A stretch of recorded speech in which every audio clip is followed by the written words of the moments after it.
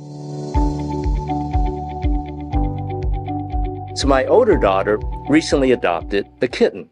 Her family had already had a dog named Nori, a cat named Musabi, and now they were adding a kitten to the mix and asked us, her parents, and our other children to propose a name.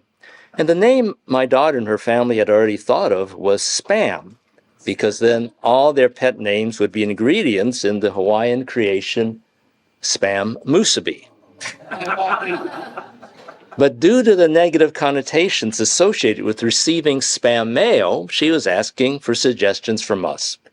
Well, I thought it would be funny, and kiddingly, I said, I was thinking name him Butch, because that's a dog's name, not a cat's name. But I refrained from voicing that suggestion, as I figured the only person who would find that amusing would be my son. No one else would. So naming the kitten reflects the interconnection between name and identity. The name you assign to a person, or in this case an animal, should appropriately match the identity of what is being named. And the kitten was ultimately named Spam, but more properly addressed as Spammy, to coordinate with the names of the other residents in their pet menagerie. Well, calling him Butch would have been a mismatch. And as I had mentioned, I like to look at 4 aspects that migrants face, and the first is that of name changing. Daniel receives a new name when he enters Nebuchadnezzar's court, as did his 3 friends, and these names would match their new identities as forcibly displaced people in Babylon. Daniel 1:6. Among those who were chosen were some from Judah: Daniel, Hananiah, Mishael, and Azariah. The chief official gave new names to Daniel, the name Belshazzar, to Hananiah, Shadrach, to Mishael, Meshach, and to Azariah, Abednego. Assigning new names to the defeated was a common practice in the ancient world. These individuals required new names to conform to their new identities. And you may have come from a culture where the meaning of names is highly significant. You give your child a specific name because of characteristics you desire your child to develop. Daniel's new name, Belteshazzar, was a constant reminder that his purpose in life was now to protect the Babylonian king with the aid of the Babylonian god Bel. Daniel had no choice when it came to taking on a new name. His Babylonian name buried his Hebrew heritage. He was in exile, a victim of involuntary migration due to war. And immigrants today might have left their home country voluntarily, still leaving behind their old names and adapting them for a version more suitable to their new homeland is a practice a number undertake to achieve success in their new lives. And some examples of actors who changed their names. Isser Danielovich, who do you think that was? That was the legendary actor Kirk Douglas. Then another actor, Chloe Wang, became Chloe Bennett. Bennett being her father's first name. Wang, she does not look like someone who's Chinese. She really doesn't look too much like that. And so she changed her name in order to get acting roles. And she said as soon as she changed her name on the first audition she went after, she got booked. I know a Colombian named Jesus who goes by the new name David. He prefers Jesus, but to fit in at work, he goes by David. Both a new name and new language acquisition are 2 of the hurdles facing diasporas. The latter in particular is essential to successfully navigate one's new surroundings. Without adequate language skills, immigrants are forced to live in their ethnic enclaves. And the immigrant church, however, becomes a place where both name and language can be regained. One can be addressed by one's birth name and one's mother tongue. Moreover, church becomes a place where one's heart language is spoken, comfortably, smoothly, fluently.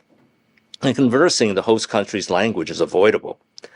Displaced individuals are recognized and accepted for who they are. A significant entree for developing friendships to share the gospel as opportunities present themselves. Second factor, identity. Daniel acquires a new identity in Babylon that goes far beyond a name change. Daniel 1:3. Then the king ordered Ashpenaz, chief of his court officials, to bring into the king's service some of the Israelites from the royal family and the nobility, young men without any physical defect, handsome, showing aptitude for every kind of learning, well-informed, quick to understand, and qualified to serve in the king's palace. He was to teach them the language and literature of the Babylonians. The king assigned them a daily amount of food and wine from the king's table. They were to be trained for 3 years, and after that, they were to enter the king's service. And so Daniel and his friends had to become honorary Babylonians, literate in its culture, fluent in its languages, Aramaic and Akkadian, which was spoken in the court, so that they could serve the king. They were no longer Hebrew royalty. They had been colonized. Their old life was shattered. They must now pick up the pieces as servants at the beck and call of Nebuchadnezzar. Moreover, they had to change both their clothing and diet to blend into the new surroundings. Migrants today find themselves in a similar situation, even if their departure was voluntary. They acquire clothing suitable for their new surroundings. In Chicago, those from warmer climates cannot survive winters without donning a down jacket or 2 or 3.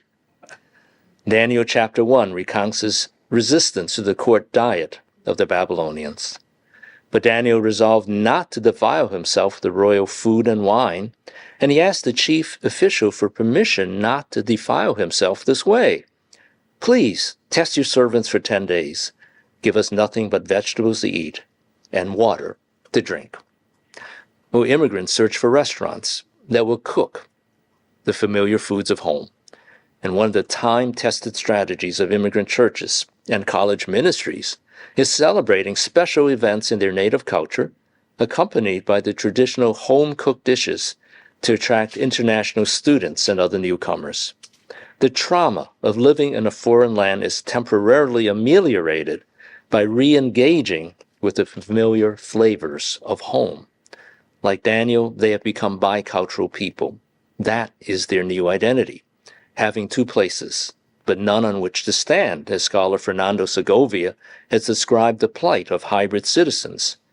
They find themselves outwardly adjusting to their new surroundings, but inwardly retaining their memories of the past. As Daniel never returned to Jerusalem, serving for decades into the reign of the Persian king Cyrus, many live out the remaining years as residents of their new country. Immigrant churches can be second homes for these strangers from a distant shore. Native clothing from their homeland is worn on special occasions. Cultural dishes are cooked and shared, and delightful aromas evoke emotions and memories of the past. Furthermore, those less fluent in English have extreme difficulty resuming their former careers as they are unable to pass certification exams. Perhaps they were lawyers, teachers, or engineers back home. Now they become grocers, janitors, or laborers, vocations typically considered less prestigious than what they left behind. The immigrant church is a place where who they were and what they were are acknowledged. Their identity is accepted and affirmed. On Sundays, at the very least, their dignity is restored as they are recognized for their past achievements and status. Giving honor to others can be a significant component of outreach to those outside church circles and can be a factor in drawing them to church, even more so if they originate from shame-honor cultures. Religion. The new names given to identify Daniel and his friends embody their new religion. Daniel, El is my judge to Belteshazzar. May Bel protect the life of the king. Hananiah, Yah has been gracious to Shadrach, command of Aku. Mishael, who is what El is to Meshach, belonging to Aku. Azariah, Yah has helped to Abednego, slave of Nebo. And this table, you see the names for God in Hebrew, El and Yah, contrasted with their new names mentioning several Babylonian gods, Bel, Aku, and Nebo. So a new religion is imposed on these exiles. Retaining names associated with the God of Israel was completely unacceptable in Babylon. These Hebrew servants were forced to bear the names of the Babylonian gods who had crushed Israel. Therefore, the victorious Babylonian gods, now proven to be more powerful than the God of the Hebrews, had to be paid homage by the vanquished. We know that Daniel and his friends resisted this forced conversion. We have the story of the fiery furnace in chapter 3 when they refused to bow down to the image set up by Nebuchadnezzar. In chapter 6, Daniel refuses to obey the command to pray only to King Darius during the 30-day period. Daniel 6. Now when Daniel learned that the decree had been published, he went home to his upstairs room where the windows opened toward Jerusalem. 3 times a day he got down on his knees and prayed, giving thanks to his God, just as he had done before.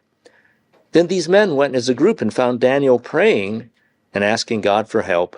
Then they said to the king, "Daniel, who is one of the exiles from Judah, pays no attention to you, your majesty, or to the decree you put in writing. He still prays 3 times a day." Well, Daniel maintains the religious practices of his youth. While he publicly bends the knee to the Babylonian pantheon, he privately kneels and prays to Yahweh, God of the Hebrews. When immigrants arrive at their new destination, they plant churches, synagogues, mosques, and temples. They recreate what they've left behind. Christians seek churches and immerse themselves into a new Christian community. A contemporary example is the emigration from Hong Kong in recent years due to China's crackdown on freedom. Between 2021 to 2024, it is estimated that around 500,000 residents have left, taking advantage of the United Kingdom's pathway for British national overseas visa holders. The Chinese community is the fastest growing section of the church in the UK. There's been a 29% growth in the Chinese church in just 2 years, including 27 new congregations.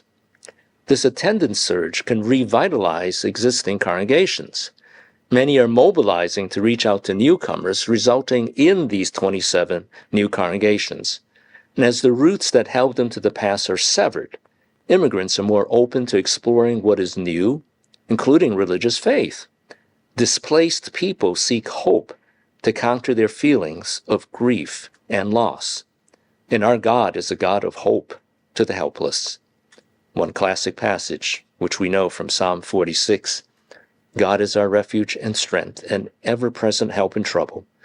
Therefore we will not fear, though the earth give way and the mountains fall into the heart of the sea, though its waters roar and foam, and the mountains quake with their surging. The Lord Almighty is with us. The God of Jacob is our fortress." Then fourth, socioeconomic status. Historically, many new migrants are financially strapped. Essentially, they must start over again and climb up from a lower socioeconomic state. I recall wearing ill-fitting hand-me-down clothes my first few years in the United States. Daniel and his friends descend from royalty to servitude. They then secure positions in the king's court and begin their ascent. Their career success isn't met with universal approval. In chapter 3, their refusal to bow down to the Babylonian gods is brought to Nebuchadnezzar's attention. Chapter 3, verse 12, "But there are some Jews whom you have set over the affairs of the province of Babylon, Shadrach, Meshach, and Abednego, who pay no attention to you, your majesty.